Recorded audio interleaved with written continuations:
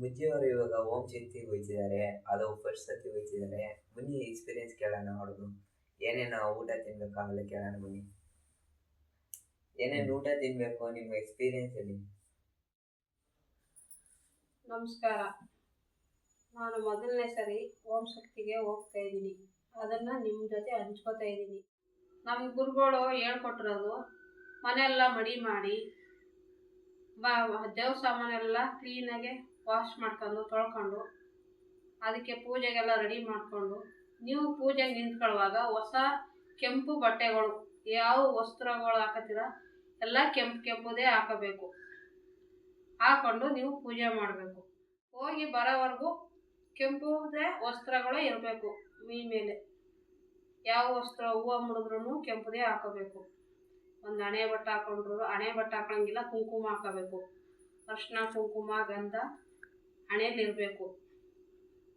ಬರೋವರೆಗೂ ಫಲಾರಗಳು ಬೆಳಗ್ಗೆ ಸಂಜೆ ಫಲಾರಗಳು ಊಟ ಮಾಡಬೇಕು. ನಾವು ಮಲಗುವಾಗ ಎಲ್ಲ ಮಡಿಯಾಗಿ ಇರಬೇಕು. ಒತ್ಕೊಳ್ಳೋದು ಹಾಸ್ಕೊಳ್ಳೋದೆಲ್ಲ ಮಡಿ ಇರಬೇಕು. ಮಧ್ಯಾಹ್ನ ಹೊತ್ತು ನೀವು ಏನಿದೆಯೋ ಮನೇಲಿ ಅದನ್ನು ಊಟ ಮಾಡ್ಬೋದು. ಪೂಜೆಗೆ ನಾವು ಇಡಿಮುಡಿ ಕಟ್ಕೊಳ್ಳೋಕ್ಕೆ ಮನೆಯಲ್ಲಿ ಎಷ್ಟು ಜನ ಇದ್ದಾರೆ ಅಷ್ಟು ಜನದ ಕೈಲೆಲ್ಲ ಅಕ್ಕಿನ ಮುಡಿಸಿ ಅವ್ರ ಕೈಲಿ ಏನು ಕಾಣಿಕೆ ಐತದೋ ಅದನ್ನು ಹಾಕಿಸ್ಕೊಂಡು ತಗೊಂಡು ಹೋಗ್ಬೇಕು. ವಯಸ್ಸಾದವರು ಬರೋಕ್ಕಾಗಲ್ಲ ಅಂದರೆ ಮನೇಲೇ ಬಿಟ್ಬೋದು. ಯಾರು ಬರ್ತೀವಿ ಅಂತ ಅಂತಾರೆ ಅಲ್ಲಿ ಇಡಿಮುಡಿ ಕಟ್ಟತಾವ್ ಬರ್ಬೋದು. ಇಡಿಮುಡಿ ಕಟ್ಟುವಾಗ ಈ ಥರ ಮಾಲೆ ಹಾಕ್ತಾರೆ.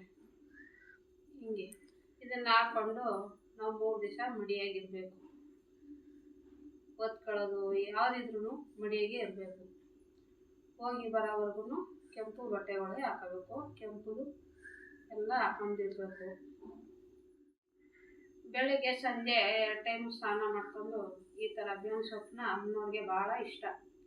ಈ ಬೇವಿನ ಸೊಪ್ಪು ಇಟ್ಕೊಂಡು ಮನೇಲಿ 2 ಟೈಮು ಪೂಜೆ ಮಾಡಬೇಕು ಸ್ನಾನ ಮಾಡಿಕೊಂಡು. ನಮಗೆ ಇದು ಅನುಭವ ಇವಾಗ ಗೊತ್ತಾಯ್ತಾ ಇದೆ.